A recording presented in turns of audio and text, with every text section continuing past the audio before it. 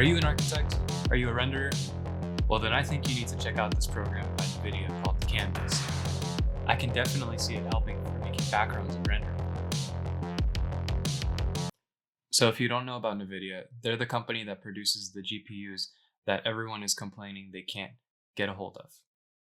What isn't popularly known about Nvidia, though, is that they also produce software for many uses, such as machine learning and Omniverse, which is the HTML of the metaverse. So the install is pretty easy. You just search up Nvidia Canvas, and it's the first link that appears. Once you're on the site, you just click Download Beta, and then the executable will be downloaded locally. So it's done loading. Now, the instructions won't appear on the video, but that's what I'm doing right now. So just follow the guided instructions. At some point, if you don't have the most up-to-date drivers for your GPU, it will ask you to download the current drivers.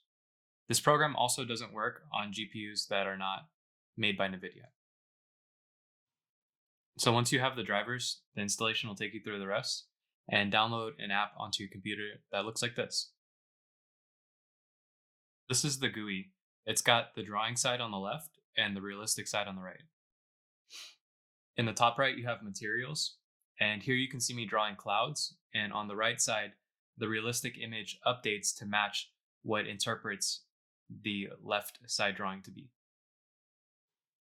You can also change the material, so I just changed to a mountain material. One thing I will say is that the materials are pretty limited, so you're stuck to only using these 20 materials. I'm sure they'll add more in the future. This is just a beta, but that's how it is currently. So here you can see that the mountain has generated, and it's starting to understand what we're going for with the sky, the clouds, the mountain, and the plane. I'm making this river with a straight line tool. Here I tried adding flowers with points, but it doesn't work like that. You need areas. So that's why you see no change initially until I start filling it in, and then you start seeing the flowers. And adding trees. Here I tried giving it a scenario that would never exist in real life, where you have the water above the sky.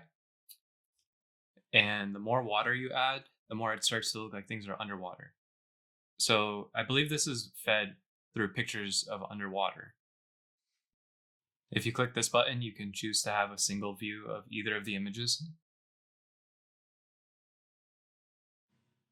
And then if you click the new styles on the right, you can choose whether it's a daytime image or a night, dawn, dusk, whether it's black and white, or even seemingly the plants that they use to populate the environment. Clicking export allows you to export it as a Photoshop file, so you can edit it in Photoshop. And what's really cool is it gives you the material palette and the alpha layers. So that was the interface. Lastly, here's a couple images just to see what the background swap out could look like.